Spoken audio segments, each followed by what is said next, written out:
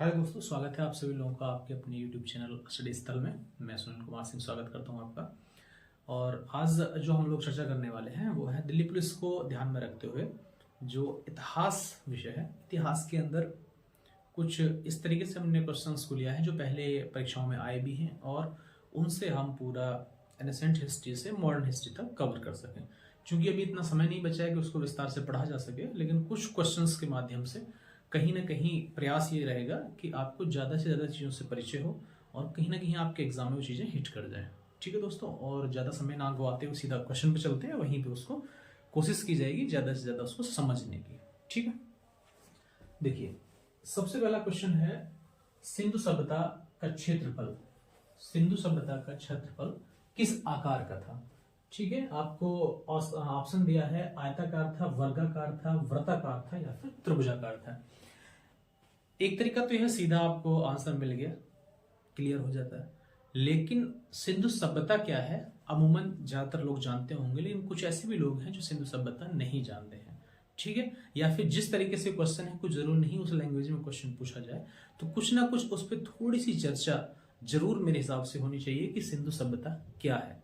ठीक है, सबसे पहली बात तो ये कि सिविलाइजेशन होता क्या है, सभ्यता क्या होती है। दरअसल जब भी इस धरती पर जिस तरीके से मानव रहते हैं उनके द्वारा जो व्यवस्थाएं डेवलप की जाती हैं, चाहे वो धार्मिक हो, चाहे वो आर्थिक हो या फिर राजनीतिक हो, उन सब को क्या कहते हैं? सिविलाइजेशन कहते हैं। जैसे अभी हम लोग कैसे रहते हैं, अगर कभी भविष्य में ये सब एपिडेमिक हुआ और एक नई पीढ़ी जब जन्म लेगी और हमको पढ़ेगी रिसर्च कर करके, तो वो क्या समझेगी, वो कैसे रहते थे, इसका अनुमान कैसे होगा कि जो चीजें दब गई हैं, उलट पलट हो गई हैं, तो उनका उत्खनन कराया जाएगा और वहां मौजूद बने मकानों और सारी व्यवस्थाओं में जो वस्तुएं मिलेंगी तो हम उनसे आकलन करेंगे कि वो लोग कैसे रहते होंगे। ठीक है, एक्चुअल में यही कहानी हुई कि जो सिंधु सभ्यता है, इस सिंधु सभ्यता को सबसे पहले मैं बता दूं कि दो नामों से जाना जाता है।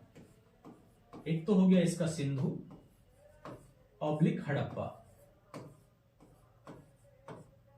आप सोचिए कि इसको दो नामों से क्यों जाना जाता है। सिंधु सभ्यता इसलिए जाना जाता है इसको कि इसके जितने भी ज्यादातर नगर थे या फिर उस समय की बस्तियां थी वो सिंधु व उसकी सहायक नदियों के किनारे थी। ठीक है, सिंधु व उसकी सहायक नदियों के किनारे।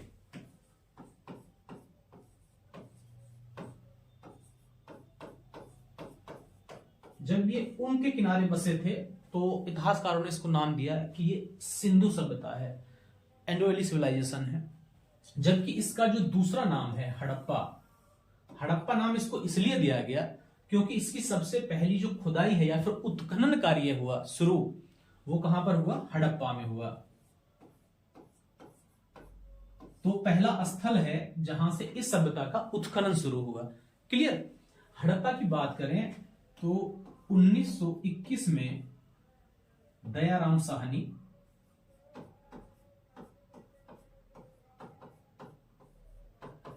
के नेतृत्व में इसका उत्खनन शुरू हुआ। ठीक है, तो यहां से शुरुआत हुई सिंधु सभ्यता के उन एविडेंस को स्टडी करने की। लेकिन ऐसा नहीं है कि सीधा दयाराम साहनी ने ही इसके बारे में एविडेंस दे दिया। एक्चुअल में क्या हुआ कि आप भी समझ रहे होंगे, जो ये समय है 1921 या उससे पहले का, ये सब क्या है? ब्रिटिश रूल में चल रहा है। अभी क्या है, भारत पे कौन शासन कर रहे हैं? अंग्रेज शासन कर रहे हैं। और अंग्रेज थोड़े से इनोवेटिव भी होते हैं, वो उस सोच के रहे। उन्होंने क्या हुआ कि सबसे पहले 1826 में चार्ल्स मेंसन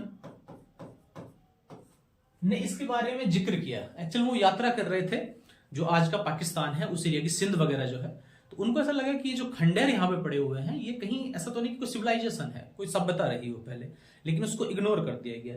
इवनी चीज आगे जब आगे बढ़ी तो 1853 में इसके बारे में आपका जनरल कनिंघम ने लिखित विवरण दिया और इस तरफ ध्यान आकर्षित किया। जब ये चीजें बहुत ओपनली होने लगी तो उसी के बाद दयाराम साहनी के नेतृत्व में इस स्थान का उत्खनन कार्य कराया गया। क्लियर? तो ये तो अभी तक मैंने आपको समझाया है कि सभ्यता कि उत्खनन का शुरुआत कैसे हो रही है। तो ये सब पृष्ठभूमि रही, उसके बाद और भी बहुत सारे फैक्ट हैं, लेकिन मैं बहुत कॉमन चीजें आपको बता रहा हूं क्योंकि इतना सब कुछ नहीं हो सकता है छोटी क्लास में। तो यहां से शुरुआत हो जाती है, किसी भी सभ्यता के बारे में हम लोग जान गए और हमने वहां उत्खनन कार्य शुरू करा दिया। लेकिन जो हमारा प्रश्न है वो प्रश्न हमसे कुछ अलग कह रहा है। जैसा कह रहा है सिंधु सभ्यता का क्षेत्रफल मतलब किस आकार का था, वो ये पूछ रहा है। आकार का मतलब ये है सबसे पहली बात कि जो ये सभ्यता थी, देखिए जो भारत है, भारत का स्पेशली जो आज का ये पाकिस्तान हो गया है, प्लस भारत का ये 7 नदियों वाला क्षेत्र, इस क्षेत्र में सभ्यता डेवलप हुई। एक्चुअल में इसका जो सबसे नॉर्दर्न बिंदु है, जो नॉर्थ की तरफ था, उसको बोलते थे मांडा, जो कहां पड़ता है, जम्मू और कश्मीर में, स्पेशली अखनूर जिले में पड़ता है। और ये स्थल कहां है, चिनाब नदी के किनारे।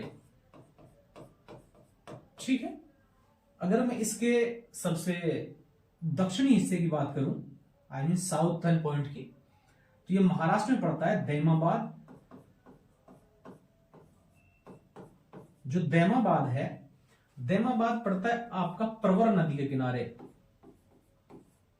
जो प्रवर नदी है गोदावरी की सहायक नदी है प्रवर नदी। ठीक है, और इसके में अगर वेस्ट पश्चिमी छोर की बात करूं तो जो पाकिस्तान है, पाकिस्तान के अंदर एक जगह पड़ती है सुतकांगडोर।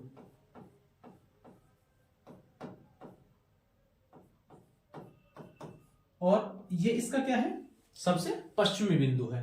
क्लियर। और इसी क्रम में अगर मैं इसका ईस्ट मतलब पूर्वी बिंदु की बात करूं तो एक जगह पड़ेगी आपको उत्तर प्रदेश के अंदर, यूपी में, मेरठ। और मेरठ में पड़ता है आलमगीरपुर। आलमगीरपुर ये किस नदी के किनारे बसा है, हिंडन। ठीक है, और अगर हम सुतकांगडोर की बात करें तो ये बसा है दस्त नदी के किनारे। इवन दस्त और गंगूकौर का संगम है, जहां पर क्या बसा हुआ है, आपका सुतकांगडोर बसा हुआ है। और इसकी अगर हम पूरी मैपिंग करें, इनको मिलाएं, तो स्पेशली ये ऐसी आकृति जनरेट हो जाती है जिसको हम ट्राइंगल कह सकते हैं। क्लियर हुआ। तो अगर हम इसको पूरा कंक्लूजन हिसाब से देखें तो आपका क्या आंसर हो जाता है, आंसर हो जाता है त्रिभुजाकार। लेकिन त्रिभुजाकार किस चीज की वो बात कर रहा है, ये अगर हमको समझ नहीं आया तो क्वेश्चन को पढ़ने का कोई लाभ नहीं है। ये कोई जरूरी नहीं है कि आपसे वो इसी लैंग्वेज में दोबारा से क्वेश्चन करे। हो सकता है इस बार वो पूछ सकता है कि सिंधु सभ्यता का पूर्वी बिंदु बताइए, कि पूर्वी छोर कौन सा था। तो पूर्वी छोर आप जान गए, किसको कहेंगे आप, आलमगीरपुर को, जो कहां पड़ता है, यूपी के अंदर पड़ता है, हिंडन नदी पर स्थित है। अगर आपसे वो दक्षिणी छोर पूछने लगे तो किसको कहेंगे आप, दैमाबाद को, जो कहां पड़ता है, महाराष्ट्र के अंदर पड़ता है, प्रवर नदी के किनारे है। अगर वो आपसे उत्तरी छोर पूछने लगे तो वो कहां, मांडा। मांडा कहां पड़ता है, जम्मू कश्मीर में। जम्मू कश्मीर स्पेशली जो डिवाइड हो गया, यूनियन टेरिटरी बन गया है। ठीक है, और किस नदी के किनारे, चिनाब नदी के किनारे। क्लियर। और पश्चिमी अगर बिंदु पूछता है तो नो डाउट सुतकांगडोर को हम बताएंगे। और सुतकांगडोर को आप जानते होंगे कि 1927 में इसका उत्खनन कार्य शुरू हुआ। ठीक है, तो मैं उम्मीद करता हूं कि सबसे पहले सिंधु सभ्यता, और ये आपको थोड़ा सा परिचय हुआ होगा, क्योंकि सारा कुछ तो एक साथ नहीं खत्म किया जा सकता, बहुत सारे फैक्ट हैं, लेकिन फिर भी एक ऐसी चीज है कि वो है क्या, ये चीज आपको जरूर समझ में आई होगी। ठीक है, इसके बाद चलते हैं नेक्स्ट क्वेश्चन। नेक्स्ट क्वेश्चन है, बांध और जल चक्र का वर्णन किसमें मिलता है। बांध और जल चक्र का वर्णन किसमें मिलता है। आपका ऑप्शन है ऋग्वेद, यजुर्वेद, सामवेद, अथर्ववेद। ठीक है, अब थोड़ी सी नॉलेज अगर हमें है कि वेद्स क्या कहते हैं तो बहुत आसान ये क्वेश्चन हो जाएगा। लेकिन हमको, जैसा भी आपने देखा है कि यूपीपीएससी पैट के अंदर क्वेश्चन का स्तर बहुत बढ़ा दिए, और पहले बच्चे अनुमान कर रहे थे कि बहुत ऊपर से पूछा जाएगा। तो अब बहुत जरूरी हो गया है कि चीजों को सिस्टमेटिकल पढ़िए और थोड़ा सा अंदर जाने का प्रयास करिए। देखिए अगर नौकरी हमको चाहिए तो मेहनत भी हमें करनी पड़ेगी। हम एग्जामिनर को कोसते हैं, बहुत सारे वीडियोस बनते रहते हैं, उनसे उसको लाभ नहीं मिलता है। लाभ मिलेगा केवल अगर एग्जामिनर अंदर जाके पूछना चाहता है तो हमको अंदर जाके पढ़ना पड़ेगा। ठीक है, अब इतिहास को चूंकि हम धीरे धीरे आगे बढ़ा रहे हैं, एक ही स्पेल में, एक क्लास में थोड़ा समझना चाह रहे हैं, तो आप समझिए जब अब हमने भी बात की थी सिंधु सभ्यता, क्या सिंधु सभ्यता। अब जैसे सिंधु सभ्यता और आगे बढ़ेगी सिविलाइजेशन के, तो आएगा वैदिक सभ्यता। ठीक है, वैदिक सभ्यता जहां जुड़ गया तो आप समझ लीजिए कि वैदिक सभ्यता किस पे आकर निर्भर कर रही है, वेद पर। और वेद की संख्या क्या होती है, 4। चारों संख्या आपके सामने है, यही वेद होते हैं। क्लियर। अगर मैं थोड़ा थोड़ा इनके बारे में डिफाइन करना शुरू करूं तो आपका जो ऋग्वेद है, ऋग्वेद सबसे प्राचीन वेद है।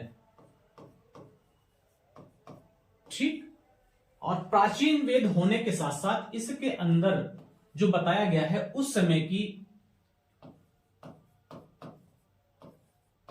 आर्थिक, राजनीतिक, सामाजिक चीजों के बारे में बताया गया है कि उस समय पर कैसी कैसी व्यवस्थाएं थी। तो लगभग क्वेश्चन तो आपका यहीं से क्लियर हो गया होगा। आर्थिक, राजनीतिक और सामाजिक और जल चक्र, ये सब कैसी चीजें हैं, हमारी व्यवस्थाएं तो हैं। आर्थिक जो हमारे जो आर्थिक जीवन में सफलता हमको दिलाती है, लेकिन इसके साथ साथ और भी आज समझिए, हो सकता है अब की बार ये ना पूछे, कुछ और पूछ ले। देखिए ऋग्वेद का एक उपवेद होता है जिसका नाम है आयुर्वेद।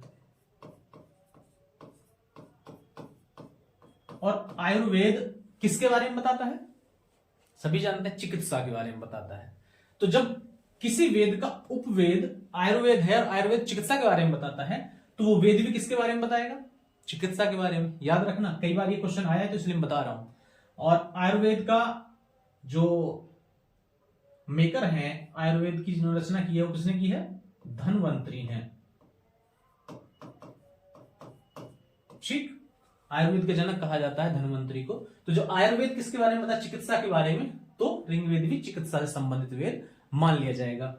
सबसे पहली बात, इन तीनों से ही क्लियर हुआ कि हमारा बांध और जल चक्र का जिक्र किसमें हुआ, ऋग्वेद के अंदर हुआ। ऋग्वेद के अंदर आप जानते हैं 10 मंडल हैं। ठीक है, 1028 सूक्त हैं और 10,580 क्या है, रचनाएं हैं। इसके अलावा जो ऋग्वेद है, ऋग्वेद के बारे में क्वेश्चन बहुत पूछा जाता है कि एक ईरानी पुस्तक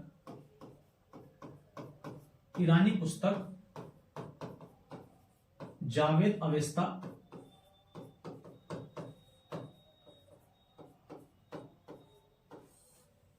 अवेस्ता किससे मेल खाती है, मतलब उसकी जो रचनाएं हैं वो किससे मेल खाती हैं, तो किससे मेल खाती हैं, वो ऋग्वेद से मेल खाती हैं। ठीक है, और ऋग्वेद के अंदर स्पेशली जो मैंने आपको 10 मंडल बताए थे, उसमें 2 से 7 ही क्या है, प्राचीन मंडल हैं। ये उसके मेन मंडल थे, बाकी उनको जोड़ा गया है। स्पेशली जो 10वां मंडल है, 10वें मंडल में है पुरुष युक्त, और आप जानते होंगे कि पुरुष युक्त के अंदर ही जो 4 वर्ण हैं उनका भी जिक्र होता है। ठीक है, तो ये चीजें कई बार आती जाती रहती है, पूछ लिया जाता है। अब आ जाइए आप यजुर्वेद के बारे में। ठीक है, यजुर्वेद एक ऐसा वेद है जो स्पेशली 2 भागों में बटा है। ठीक है, 2 भाग उसके कौन से हैं, शुक्ल और कृष्ण। ठीक है, शुक्ल के अंदर जो रचनाएं हैं वो क्या हैं, श्लोक हैं, जबकि कृष्ण के अंदर क्या है, श्लोक है प्लस उसकी व्याख्या है।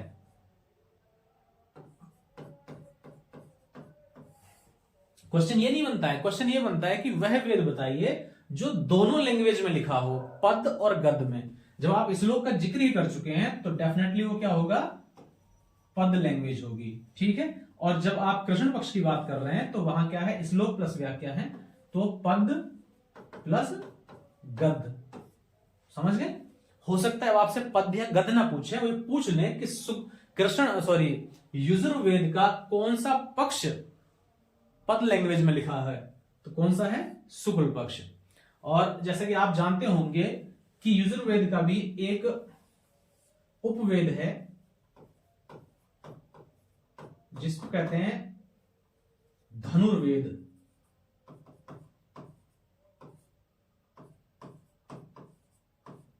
जिसकी रचना किसने की है? विश्वामित्र ने की है। और धनुर्वेद किससे संबंधित है? युद्ध शास्त्र, युद्ध कौशल से। ठीक है दोस्तों। अब हो सकता है आपसे उपवेद ना पूछे, क्योंकि उपवेद का जो नाम है धनुर्वेद, उससे आप बहुत जल्दी अनुमान भी लगा लेंगे। लेकिन अगर आपसे पूछ ले कि यजुर्वेद किसका यजुर्वेद निम्नलिखित में से युद्ध कौशल के बारे में कौन सा वेद बताता है, तो कौन सा वेद बताएगा? जिसका उपवेद युद्ध कौशल के बारे में बताता है वही तो वेद बताएगा। ठीक है। तो जब युद्ध कौशल का जिक्र धनुर्वेद में किया गया और धनुर्वेद उपवेद है किसका? यजुर्वेद का, तो फिर यजुर्वेद किसके बारे में हो गया? स्पेशली युद्ध कौशल के बारे में। ठीक है। अब आ जाते हैं सामवेद के बारे में। सामवेद की सबसे महत्वपूर्ण बात यह है कि सामवेद का एक उपवेद है गंधर्व वेद। ठीक है। और जिसकी रचना की है भरत ने, भरत मुनि भी उनको कहते हैं। और यही वो गंधर्व वेद है जिसके अंदर हमारा जो संगीत है, संगीत का जो बेस माना जाता है, 7 सुर, सारे, गा, मा आदि का जिक्र किया गया है। क्लियर। जनरली आप जानते होंगे कि सामवेद संगीत के बारे में बताता है, लेकिन संगीत के बारे में क्यों बताता है यह भी जानना चाहिए, क्योंकि उसका एक उपवेद है गंधर्व वेद, और गंधर्व वेद में ही सारेगामा जो संगीत का बेसिक होता है वो सब दिया गया है। ठीक है। अब आ जाते हैं अथर्ववेद पर। अथर्ववेद का भी उपवेद है शिल्पवेद। शिल्पवेद। और शिल्पवेद की जो रचना की है वो किसने की है? विश्वकर्मा ने।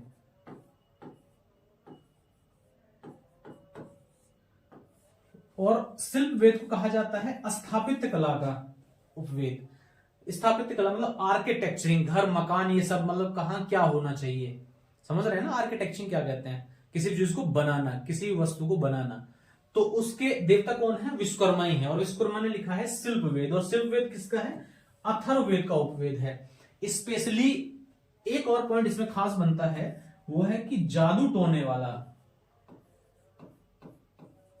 जादू टोने ऑब्लिक मंत्र आदि का वेद कौन सा है? तो कौन सा वेद हो गया? अथर्ववेद हो गया। क्लियर। तो मैं मानता हूं कि वेद के बारे में छोटी सी जानकारी आपको जरूर मिली होगी, और इसके साथ साथ भी आप अच्छी किताबों से पढ़िए तो इस डाटा को पूरा कंप्लीट तब हो पाएगा। और इन सब चीजों से हो सकता है जिस लैंग्वेज में क्वेश्चन नहीं आया अब की बार किसी और लैंग्वेज में आए। ठीक। और ये छोटे छोटे फैक्ट थे इनके बारे में। अब चलते हैं नेक्स्ट क्वेश्चन की तरफ, और उम्मीद करता हूं कि वेद के बारे में थोड़ा सा परिचय आपको जरूर हुआ होगा। अब बात करते हैं, बौद्ध धर्म हीनयान और महायान 2 संप्रदायों में बट गया था। बड़ा अच्छा क्वेश्चन है। वो यहां पर युग पूछ रहा है, बताइए कि किस काल में बट गया था। अगर आपने कहीं फैक्ट क्वेश्चन पढ़ा है बौद्ध के बारे में तो जनरल आप इसका जवाब नहीं दे पाएंगे, क्योंकि आपको बेसिक जानकारी होना बहुत अनिवार्य है इसकी। ठीक है। देखिए, अगर आपको इसको समझना है तो आप बौद्ध संगति को जरूर समझिए। समझ रहे हैं ना कि बौद्ध धर्म हीनयान और महायान में बट गया था, तो स्पेशली आपको बौद्ध संगति समझनी पड़ेगी। सबसे बात करते हैं प्रथम बौद्ध संगति की। ठीक है। प्रथम बौद्ध संगति हुई है 483 बीसी में। ठीक। कहां पर? राजगृह में। ठीक है। और इसकी अध्यक्षता की महाकश्यप ने।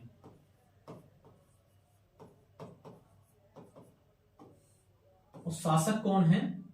अजातशत्रु।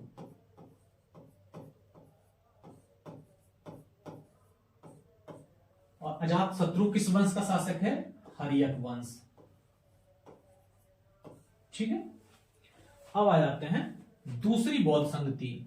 दूसरी बौद्ध संगति हुई है 383 बीसी में। कहां पर हुई? वैशाली में। अध्यक्षता की साबक मीर ने। देखिए, साबक मीर को सर्वकामनी भी कहा जाता है कहीं कहीं पे, इनका उपनाम है। और शासक कौन है? कालाशोक।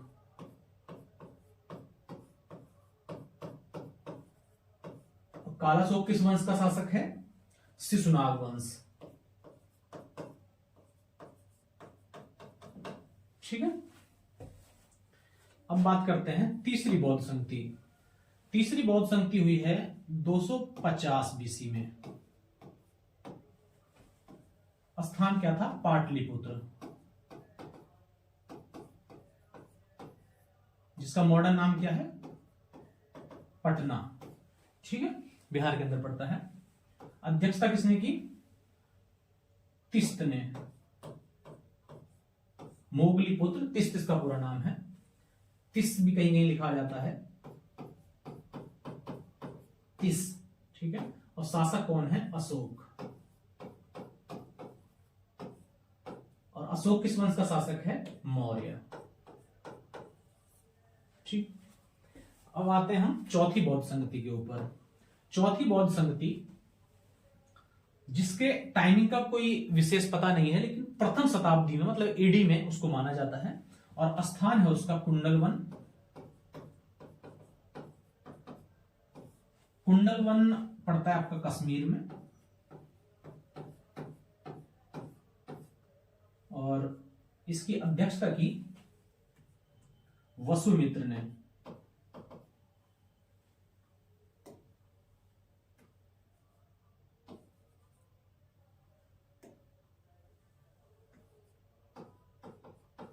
वसुमित्र, जबकि इसके उप अध्यक्ष थे अशुघोष। कई बार ये भी पूछा गया है। शासक कौन है? कनिष्क। और कनिष्क किस वर्ग से आता है? कुषाण। ठीक, कुषाण वंश से इसको माना जाता है। ठीक, तो ये जब आपको आ जाएगा तो अब आपके बौद्ध से बहुत सारी चीजें आपको समझ में आएंगी। पहले समझिए बौद्ध धर्म है क्या। जैसे ही हम लोग सिंधु सभ्यता से आगे बढ़े तो आया आपका वैदिक सिविलाइजेशन, वैदिक सभ्यता। लेकिन वैदिक सभ्यता एकदम जो प्रबलता से रही वो रही किसका? आपका वेद जो कहते हैं उसी के इर्द गिर्द, मतलब पूजा पाठ ये सब। और उसमें कहीं ना कहीं एक भ्रमति जो फैल करके आई वो आई हमारे वर्ण व्यवस्था पर। और वर्ण व्यवस्था ने इतना जटिल इस समाज को बनाया कि जो एक निम्न तबका था, इसको शूद्र हमने कहा, कि उनका बहुत ही बहिष्कार हुआ। उस व्यवस्था को तोड़ने के लिए कुछ लोग आगे आए, स्पेशली महात्मा बुद्ध जैसे लोग आगे आए और उन्होंने उसको नेग्लेक्ट करने का प्रयास किया और एक नया सोच या फिर एक नया धर्म चला। मैं आपको बताना चाहता हूं कि ये बेस है किसी भी चीज का। इतिहास को आप एक नंबर के लिए मत पढ़िए, ठीक है। ये वो चीज है जो आपको जीवन जीना भी सिखाता है, पहले जो लोगों ने गलतियां की हैं उनके खमियाजे क्या हुए ये भी बताता है, ठीक। तो अब वापस प्रश्न को पहले क्लियर करेंगे, उसके बाद आगे बढ़ेंगे। अब जब महात्मा बुद्ध की डेथ भी लगभग 483 ईसा पूर्व में ही हुई है, बीसी में हुई है। अब जैसे ही ये गए तो एक किसी भी जो एक सोच है, एक विचारधारा है, उसका जब लीडर जाता है तो उसके बाकी लोग जो होते हैं कुछ मनन करते हैं। उनको लगा कि अब ऐसा क्या किया जाए ताकि ये व्यवस्था आगे बढ़े। तो उन्होंने कहा बौद्ध संगति करिए। कुछ लोग तो बौद्ध संगति भी नहीं जानते हैं, बौद्ध संगतियां होती क्या, किस लिए बुलाई गई। बौद्ध संगति बुलाई गई और संगति का मतलब होता है बैठक करना, व्यवस्था बनाना, उसके बारे में विचार करना आगे क्या होगा। तो बौद्ध संगति जब सबसे पहली बौद्ध संगति उनकी मृत्यु के बाद बुलाई गई तो इसमें सबसे पहला निर्णय यही लिया गया कि जो उनके द्वारा विचार हैं या उनकी जो सिद्धांत है उनको कैसे आगे बढ़ाएंगे। तो यहां पर 2 पुस्तकों का निर्माण किया, विनय पिटक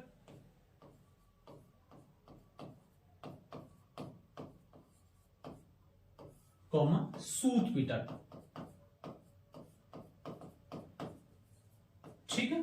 तो बौद्ध संगति किस लिए बुलाई गई कि उस विचारधारा को कैसे आगे बढ़ाया जाएगा। तो लोगों ने निर्णय किया जो उन्होंने बताया उसको लिखित करिए, लिखित बुद्ध रहेगा तो हम उसी के नियम पे आगे बढ़ेंगे। ठीक। विनय पिटक और सूत पिटक दो ग्रंथों की स्थापना आपकी किसमें हो गई? बौद्ध संगति प्रथम में होगी। उसके बाद द्वारा बुलाया गया, क्योंकि चीजें अभी भी बिगड़ रही थी। कुछ लोग ऐसे होते हैं जो बिल्कुल उनके मूल सिद्धांत पे चलना चाहते हैं, लेकिन कुछ परिवर्तन चाहते हैं। अभी क्या हुआ कि जब दूसरी बौद्ध संगति बुलाई गई तो स्पेशली दूसरी बौद्ध संगति का जो मेन मुद्दा बना वो ये बना कि कुछ लोग जो थे वो ये चाहते थे जो विनय पिटक है, जीवन जीने के जो नियम है, स्पेशली जो बौद्ध भिक्षु होंगे, उसमें कुछ चेंजेस चाहते थे। विनय पिटक के नियमों में कुछ बदलाव किया जाना चाहिए, कठोर नहीं होना चाहिए, ताकि उसको आसानी से पालन किया जाए। लेकिन कुछ लोग ऐसे थे कि नहीं, हमको वही मूल चीज चाहिए जो हमारे गुरु ने बताई है, जो महात्मा बुद्ध हमको बता के गए, हम उसी सिद्धांत पर कार्य करेंगे। अब यही व्यवस्था जब बनी और बिगड़ी तो क्या हुआ कि यहां दो गुट बन गए स्पेशली, ठीक है। महासांगिक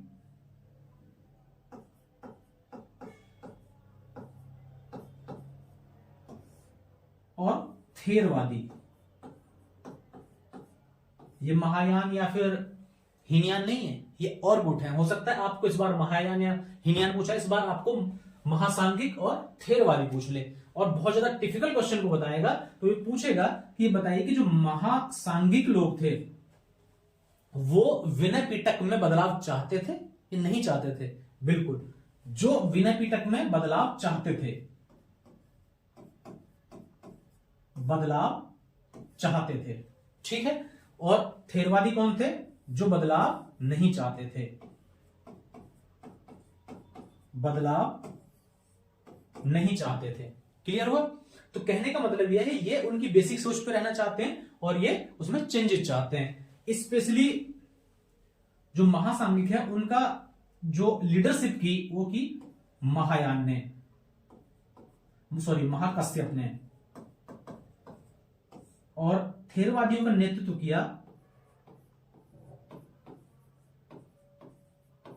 महाकच्चायान ने, ठीक है। ये दोनों बड़े लीडर रहे हैं बौद्ध धर्म के, तो याद रखना, कई बार पूछ लिया जाता है कि महायान ने किसकी नेतृत्व किया और महाकच्चायान ने किसका नेतृत्व किया। और आगे बढ़ते हैं तो दूसरी जो बौद्ध संगति है उसके बारे में आपको पता चला कि उसमें जो बौद्ध धर्म था वो दो तबकों में बटा, जिसको महासांगिक और थेरवादी कहा गया। महासांगिक का नेतृत्व महाकश्यप ने किया और ये विनय पिटक में बदलाव चाहते थे, जबकि थेरवादी का जो लीडरशिप है या फिर लीड किया उसको किया महाकच्चायान ने, और ये विनय पिटक में बदलाव नहीं चाहते थे। अभी भी महायान और हीनयान में नहीं बदला, ये और ग्रुप है, आगे जाके बात होगी, ठीक है। तो धीरे धीरे इन लोगों में तनाव बढ़ा, आई मीन ग्रुपबाजी हो गई। अब जब तीसरी बौद्ध संगति बुलाई गई तो तीसरी बौद्ध संगति का वैसे मूल सिद्धांत यही था कि इन डिस्प्यूट्स को खत्म किया जाए, लेकिन ऐसा हो नहीं सका। लेकिन फिर भी उसमें एक नई चीज आ गई तीसरी बौद्ध संगति के अंदर कि जो इनका तीसरा एक धार्मिक पुस्तक है अभिधम्म पिटक,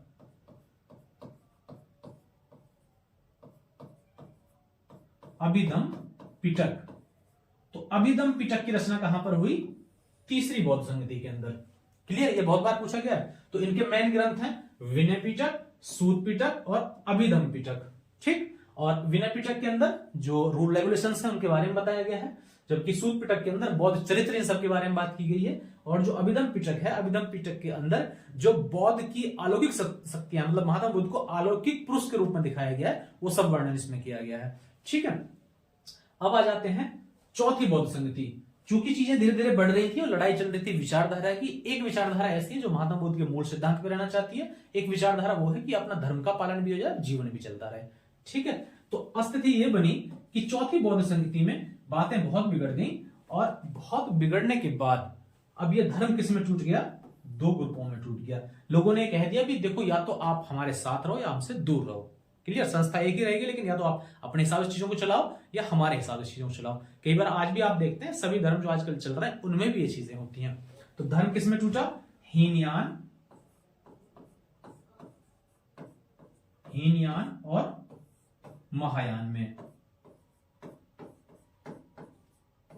स्पेशली जो महायान है, महायान की लीडरशिप की आपका एक शून्यवाद, एक थ्योरी उन्होंने दी है,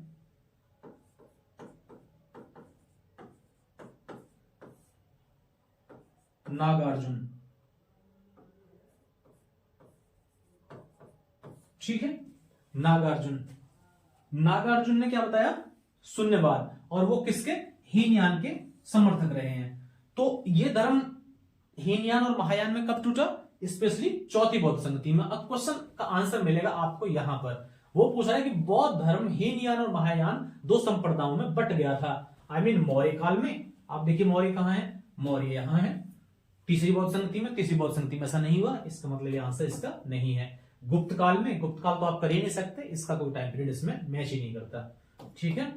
कुषाण, बिल्कुल सही बात है। चौथी बौद्ध संगति हुई कनिष्क के समय में, और कनिष्क कौन से शासन से आता है?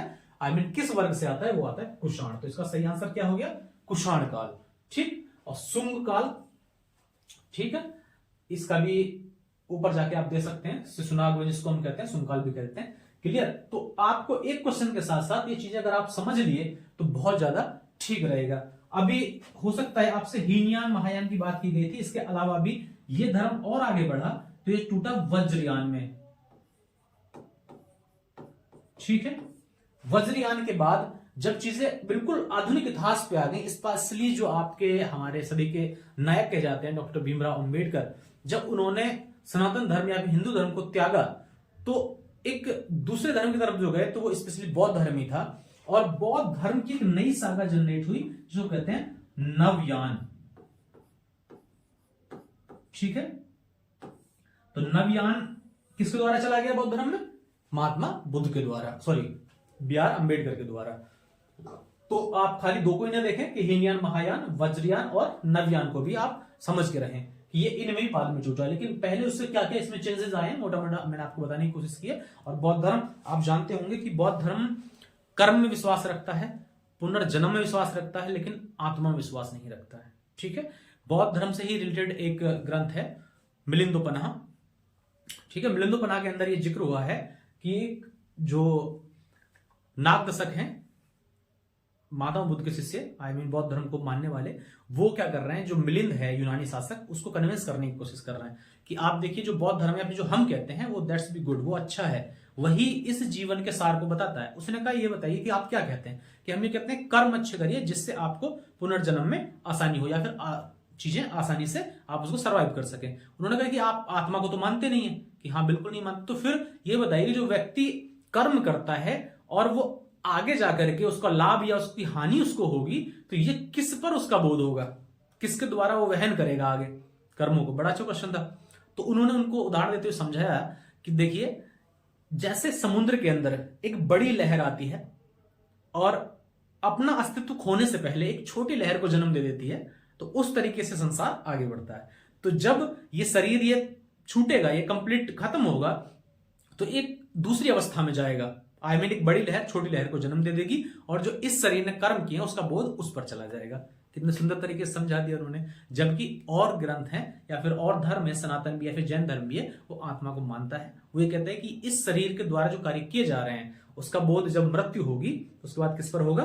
आत्मा पर होगा। वो जो आत्मा जाएगी यहां से निकल करके, वो अच्छे कर्म बुरे कर्मों का पनिशमेंट भी झेलेगी और लाभ भी लेगी। क्लियर? तो इस तरीके की चीजें इसमें सिखाई गई हैं। खाली आप इतिहास को एक नंबर के लिए मत पढ़ा करिए, थोड़ा समझिए, जीवन जीने का सार भी यहां से निकल के आता है। ठीक है। नेक्स्ट क्वेश्चन है जैन युग के प्रथम तीर्थकार कौन थे? ठीक है। जैन युग के प्रथम तीर्थकार कौन थे? अब पहले समझ लो कि जैन धर्म क्या है। ठीक है। जैन धर्म जैसे लगभग बौद्ध धर्म है वैसे ही जैन धर्म है, क्योंकि ये सब उसी समय पे चल रहा था जब वैदिक सभ्यता में बहुत ज्यादा प्रॉब्लम्स आ रही थी और कुरीतियां थोड़ा ज्यादा हो गई थी, या फिर एक कहते हैं जटिल हो गया था जीवन जीना, कि आप यज्ञ नहीं करेंगे, वेद नहीं करोगे तो जीवन का छुटकारा मुश्किल हो जाएगा, और आपको ऐसे करना वैसे करना बहुत नेसेसरी हो गया। तो चीजों को आसान बनाने के लिए, फ्लेक्सिबल बनाने के लिए इन लोगों ने एक विचारधारा पैदा की।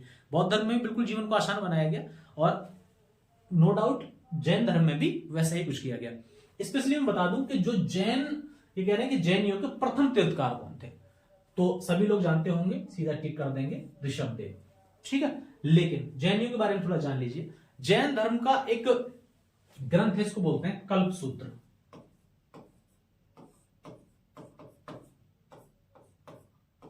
देखिए कल्प सूत्र के 3 भाग हैं, और उसके प्रथम भाग में 23 तीर्थकारों के बारे में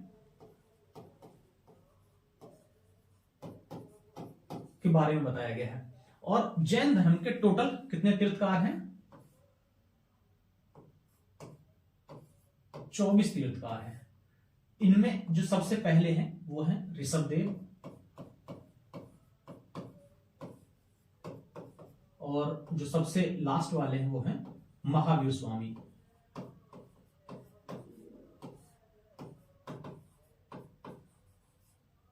ठीक है। ऋषभदेव को क्या कहा जाता है? जैनियों का सबसे पहला तीर्थकार माना जाता है। जबकि हम पार्श्वनाथ की बात करें तो पार्श्वनाथ है 23वें तीर्थकार। बड़े अहम तीर्थकार हैं ये भी। ठीक है, क्योंकि ये जो काशी है, काशी महाजनपद था, काशी महाजनपद के जो राजा थे उनके पुत्र थे, असुरसेन के पुत्र थे। ठीक है, एक राजघराने से आते हैं और इन्होंने ही पार्श्वनाथ ने ही जैन धर्म के अंदर महिलाओं को प्रवेश कराया। ठीक है, कहने का मतलब है साध्वी या फिर जैन धर्म के प्रचार प्रसार में महिलाएं भी भाग देंगी, तो बड़ी अच्छी बात थी, सोशलिस्टिक सोच थी। जबकि हम ऋषभदेव की बात करें तो बता ही दिया, पहले तीर्थकार थे। अजीतनाथ या फिर आदिनाथ जिनको बोलते हैं, दूसरे तीर्थकार थे। और पदम प्रभु छठवें तीर्थकार थे। ठीक, पार्श्वनाथ जिनका कई बार पूछा जाता है कि उनका चिन्ह क्या था, पार्श्वनाथ का था सर्प। ठीक है, ऋषभदेव का सांड जिसको बैल कहते हैं। ठीक, अजीतनाथ हाथी और पदम प्रभु का पदम ही था। ठीक, और स्पेशली महावीर स्वामी की बात हम कर लें तो महावीर स्वामी का है सिंह। ये क्वेश्चन भी कई बार पूछे गए हैं। इस तरह के क्वेश्चन आपसे जैन धर्म में आते हैं। जैन धर्म की जो बेसिक धारणा है वो ये है कि ये आत्मा को भी मानते हैं और कर्म को भी मानते हैं। ठीक है, कई बार ये प्रश्न पूछा गया कि बौद्ध और जैन धर्म में मूल फर्क क्या है? मूल फर्क ये है कि जैन धर्म आत्मा को भी मानता है, कर्म को भी मानता है, जबकि बौद्ध धर्म पुनर्जन्म को मानता है, कर्म को मानता है, लेकिन आत्मा को नहीं मानता है। वो कहते हैं कि आत्मा कोई चीज नहीं होती है, खाली जब एक शरीर जाएगा तो ये नष्ट होने से पहले एक दूसरे शरीर को जन्म दे देगा। क्लियर? इस तरह की धारणा है। तो जैनियों के बारे में मैंने आपको बताया कि 24 तीर्थकार हैं और जो उनके वास्तविक तीर्थकार हैं वो कौन है? महावीर स्वामी। महावीर स्वामी को ही वास्तविक तीर्थकार माना गया क्योंकि इन्हीं के बारे में सबसे ज्यादा विवरण अवेलेबल है। केस के बारे में बहुत कम चीजें जानकारी होती हैं। जो कल्प सूत्र है वो बताता तो है लेकिन बहुत ज्यादा विवरण नहीं देता है। ठीक है, तो इन सब चीजों के साथ अगर आगे बढ़ेंगे आपको थोड़ा बहुत लाभ जरूर मिलेगा परीक्षा के अंदर। नेक्स्ट क्वेश्चन था अजातशत्रु का उपनाम क्या है? अजातशत्रु का उपनाम, अजातशत्रु का जो उपनाम है वो सिंपल है, वो है कुणिक। अजातशत्रु का उपनाम क्या है? कुणिक। जबकि श्रेणिक और क्षेत्रोजस ये किसके उपनाम है? देखिए, कुणिक जो नाम है अजातशत्रु का वो जैन ग्रंथों में मिलता है। ठीक है, और जैन ग्रंथ उसके बारे में थोड़ा अच्छा लिखते हैं, जबकि उसको पितृहंता भी कहा जाता है। पितृहंता का मतलब है पिता का हत्या कर देने वाला। आपको पता होगा कि अजातशत्रु किस वंश से आता है? हर्यक वंश से आता है। और हर्यक वंश का जो मेकर है स्पेशली वो कौन है? बिंबिसार।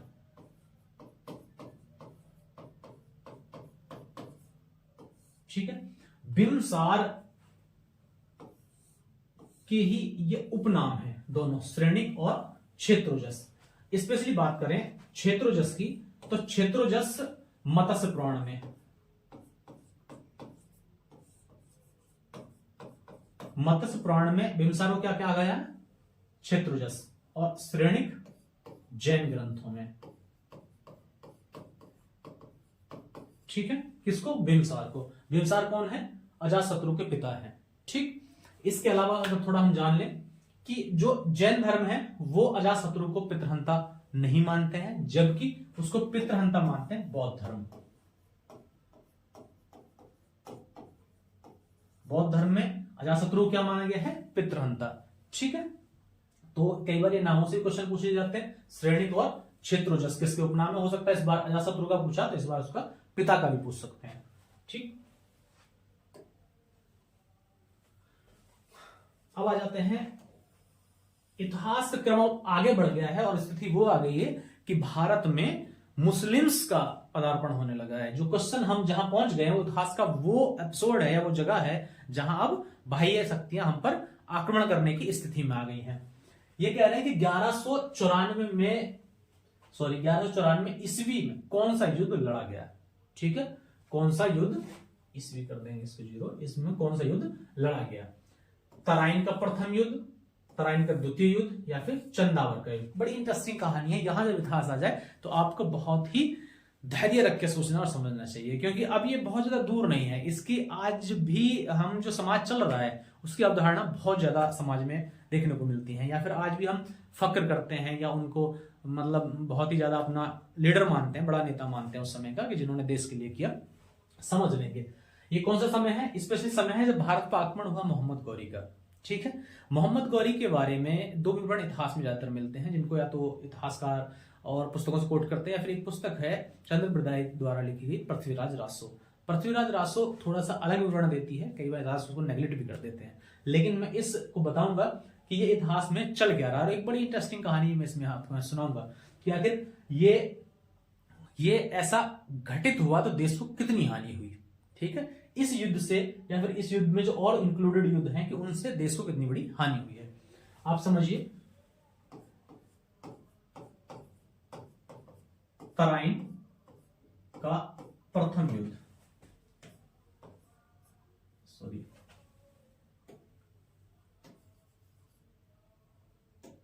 कब लड़ा गया? 1191 में। ठीक है, तराइन का द्वितीय युद्ध 1192 में। अब बात आ रही है कि 1194 में कौन सा युद्ध लड़ा गया, तो इसको बोलते हैं चंदावर का युद्ध। और चंदावर का युद्ध लड़ा गया 1194 में। सबसे पहली बात तो आप इसको सिस्टमेटिकल समझ लें।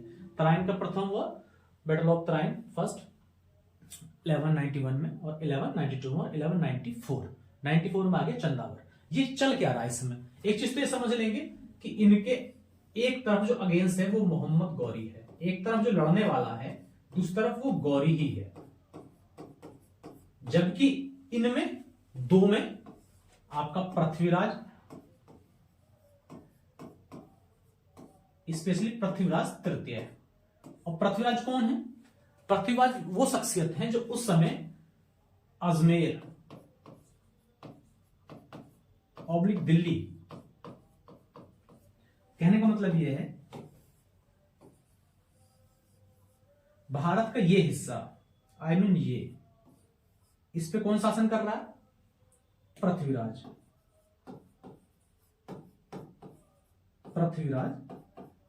तृतीय, जिसमें एक पॉइंट है आपका अजमेर और दूसरा है दिल्ली। दिल्ली उनकी राजधानी नहीं है, राजधानी अजमेर है, लेकिन दिल्ली भी उन्हीं के अधीन चल रही है। और यही एक उत्तर प्रदेश में एक बड़ी रियासत, मतलब एक दमदार रियासत जिसको कह सकते हैं हम, गहड़वाल वंश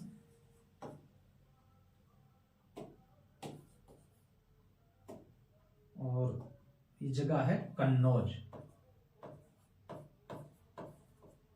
कन्नौज पे शासन कौन कर रहा है? जयचंद, जो कहां से आता है? गहड़वाल।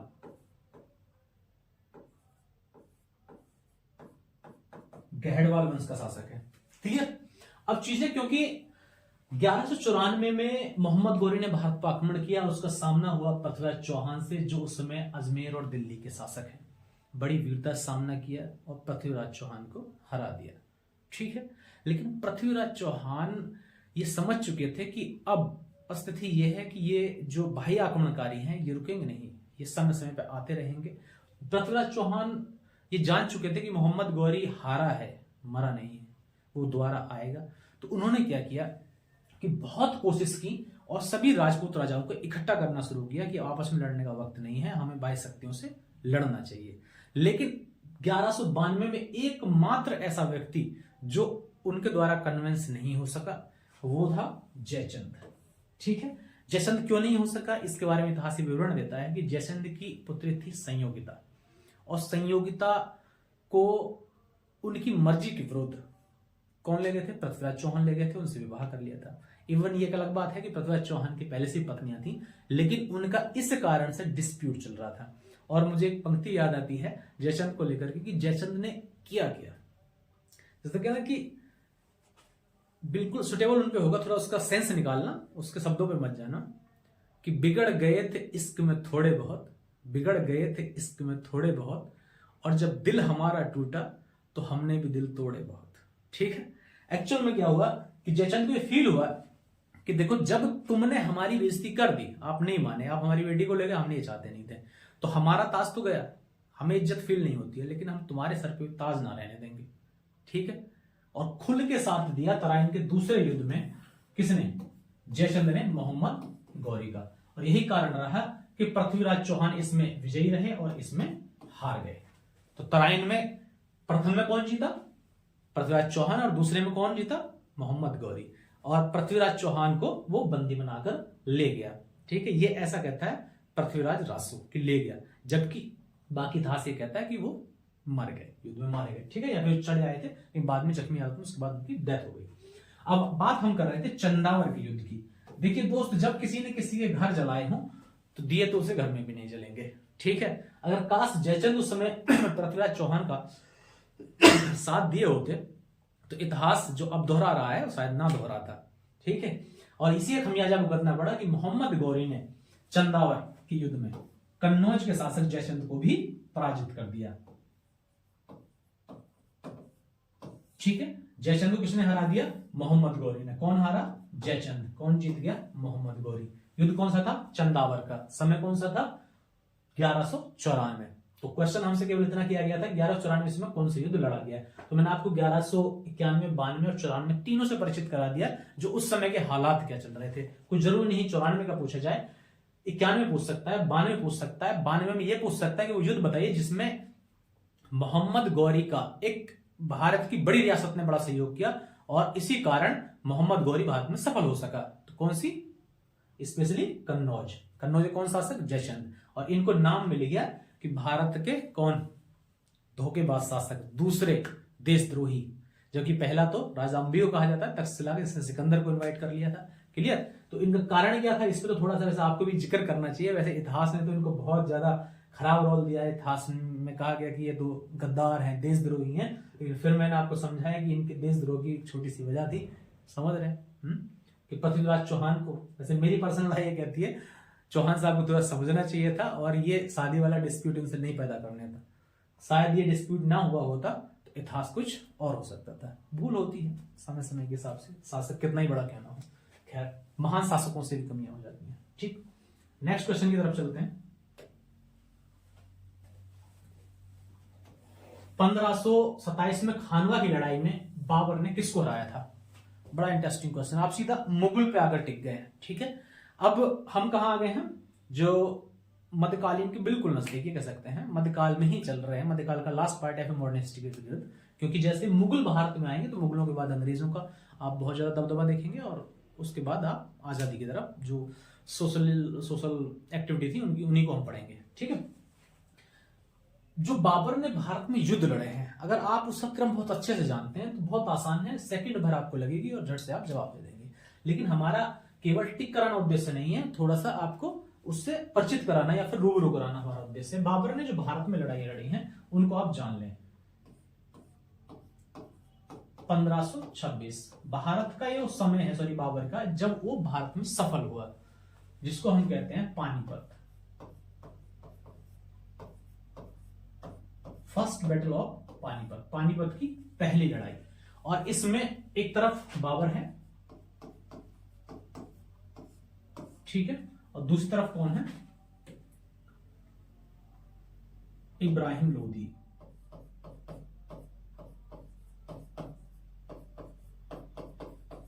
ठीक, लोदी जो समय शासन कर रहे हैं दिल्ली के ऊपर।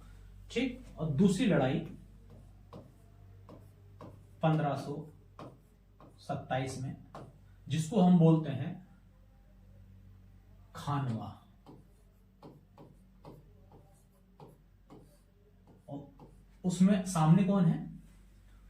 राणा सांगा।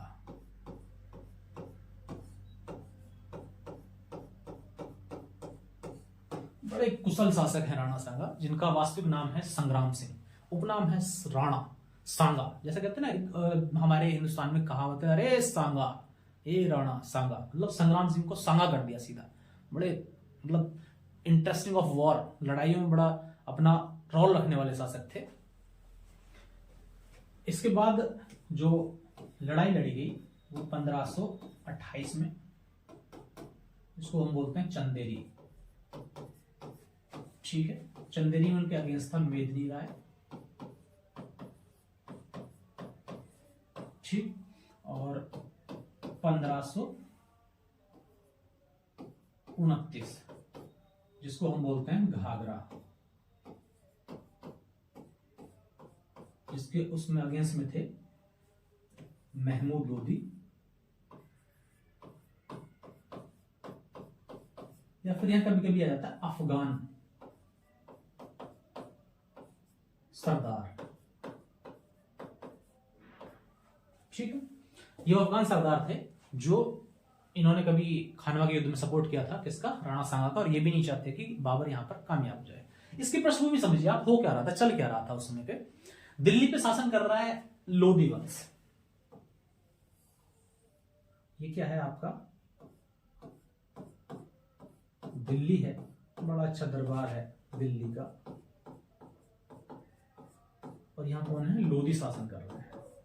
लोदी में भी स्पेशली इब्राहिम लोदी, और इब्राहिम लोदी जो है वो एक थोड़ा सा अहंकारी टाइप का शासक है, और जो उसके सामंत है उन सबको बड़ा सा क्रूर रखता है, उन पे बड़ी शिकंजा कसता है। उसी क्रम में एक नाम आएगा दौलत खां लोदी का। दौलत खां लोदी उसी का एक सामंत है, या फिर उसका एक कह सकते हैं एक छोटी रियासत का मालिक है, जागीरदार है, लेकिन उसने उसके लड़के को बुलाकर बहुत बेइज्जती की। और इस तरीके के बहुत उदाहरण देखने को मिले। तो उन लोगों ने इकट्ठा हुए और उन्होंने कहीं ना कहीं राणा सांगा को एक बात कही कि आप भी एक बड़ी रियासत को देखते हैं, मेवाड़ को देखते हैं, तो आप सामना कर सकते हैं और हम आपके साथ हैं। और इन्हीं सब चीजों को देखते हुए राणा सांगा के दिमाग में भी विस्तारवादी नीति आई, और उन्होंने ये सोचा कि क्यों ना एक ऐसी व्यवस्था बनाई जाए, क्योंकि वो ये फील करते थे कि मैं अकेला अगर इब्राहिम लोदी को हिट करता हूं तो कहीं ना कहीं असफलता मिल जाए, और असफल में होना नहीं चाहता हूं दिल्ली पे आक्रमण करने के बाद। तो उन्होंने उस समय की परिक्षेत्र में देखते हुए उनको लगा कि एक अफगान में एक सरदार घूम रहा है, इसको बोलते हैं बाबर, और बाबर अगर एक बार यहां किस तरीके से आ जाए और वहां लूटपाट करके और निकल जाए तो दिल्ली की व्यवस्था जो अर्थ थोड़ी सी अस्त व्यस्त हो जाएगी, और उसी का लाभ उठाकर मैं जाके खड़ा हो जाऊंगा कि अब जो भी है हमसे होगा। ठीक है, दिल्ली किसकी, हमारी। ये उनकी जनरल प्लानिंग थी। लेकिन प्लानिंग कब खराब हो जाती है, देखिए एक्चुअल में भारत में बाबर को इनवाइट करने का श्रेय स्पेशली जाता है दौलत खां को।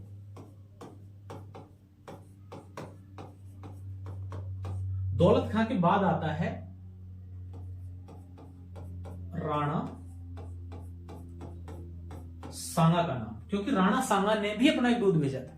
ठीक है, अब सोच के देखिए, राणा सांगा स्वयं बाबर को बुला रहे हैं और उसके बाद उनको 1527 में युद्ध लड़ना पड़ रहा है।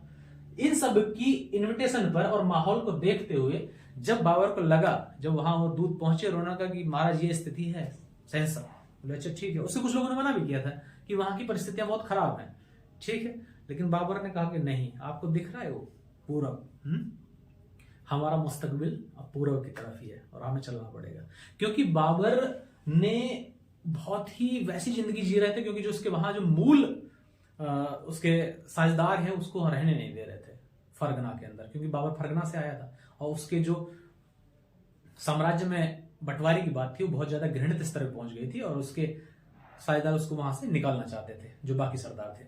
और इसी का इन सब सिचुएशंस को देखते हुए उसने कहा चलो ठीक है, अब हम अपने मुस्तकबिल को पूर्व की तरह तलाशेंगे, भारत में ही तलाशेंगे। और वो आया और उसने लगभग 5 बार, मतलब 19 से 26 के बीच में प्रयास किए, और वो कामयाब हो गया 1526 में पानीपत की पहली लड़ाई में।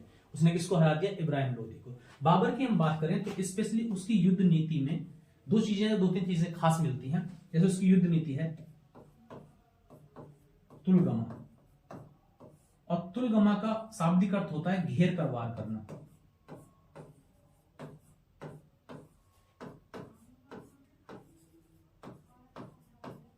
ठीक है, तुलगमा का नियम क्या होता है, घेर कर वार करना।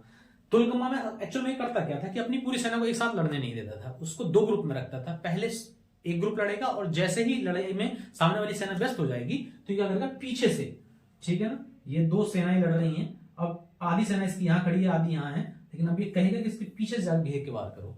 अब जब पीछे से कोई सेना किसी वार करेगी तो सीधी सी बात है उनमें अस्त व्यस्तता ज्यादा होगी और आसानी से सेना हार जाएगी। तो उसका एक दूसरा बिंदु और भी है युद्धों में सफलता का, जो बहुत पूछ लिया जाता है,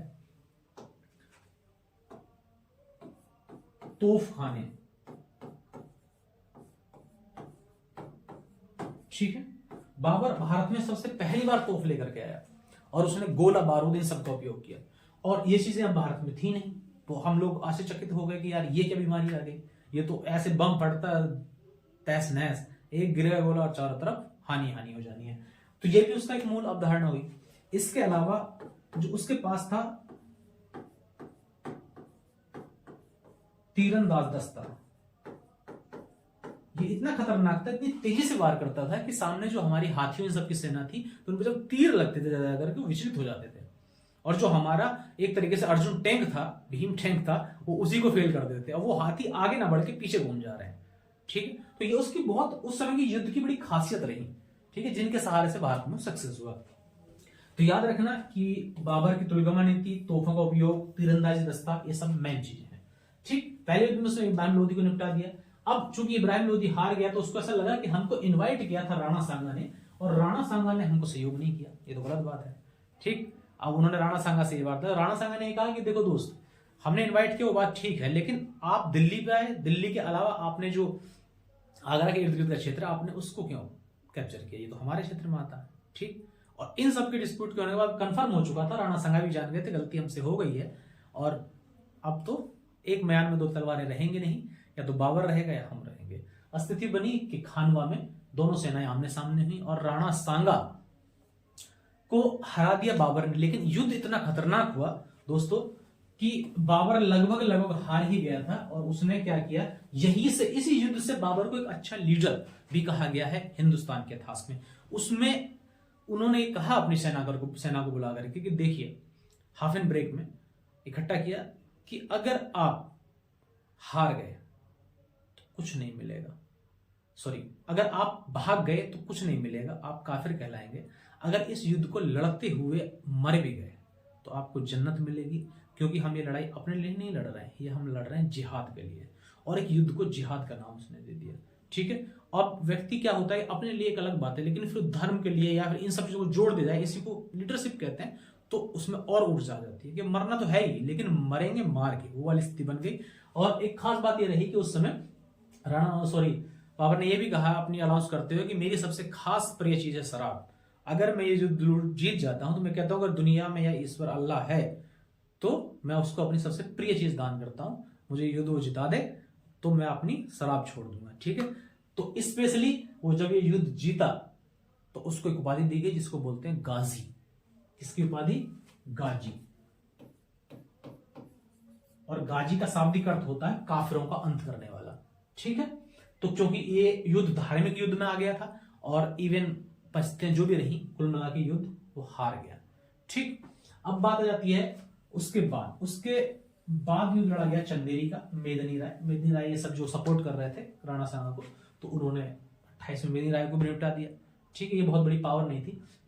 उसके बाद 29 में जब आते हैं घाघरा, तो घाघरा में जो महमूद लोदी है और ये अफगान सरदार हैं, ये पहले लोग हैं जो राणा सांगा इन सबको सहयोग कर रहे थे, और ये किधर निकल गए थे? बिहार की अवध की तरफ निकल गए थे। तो इनको फिर वहां घेरा गया, घाघरा स्पेशली जो बिहार बॉर्डर उत्तर प्रदेश के बॉर्डर पे पड़ता है, वहां युद्ध हुआ और इसमें महमूद लोदी और अफगान शक्ति को भी इसने खत्म कर दिया। क्लियर? और इवन 1530 में बाबर की मृत्यु होगी, ज्यादा समय वो दे नहीं पाया, और बाबर ने लिखी है बाबरनामा।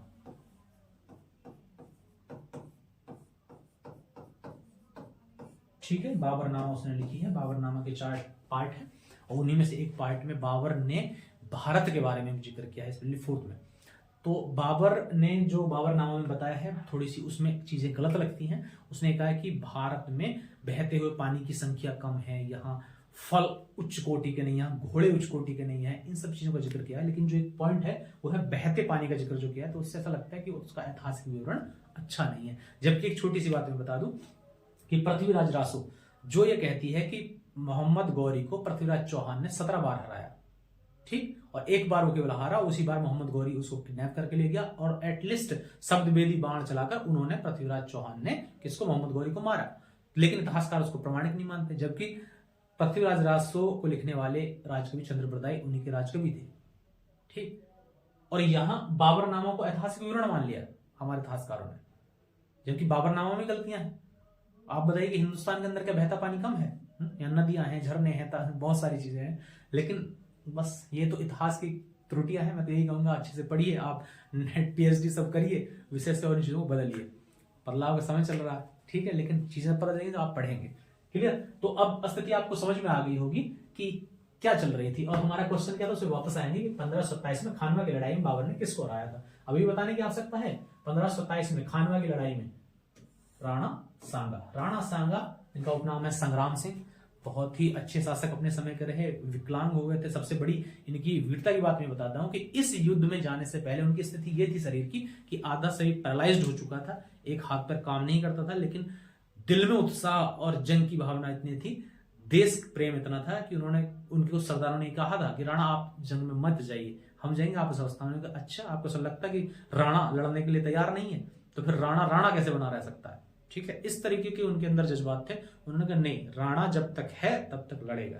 ठीक है, अलग बात है कि राणा सांगा इस युद्ध में जख्मी हुए और बाद में उनकी मृत्यु हो गई। ठीक।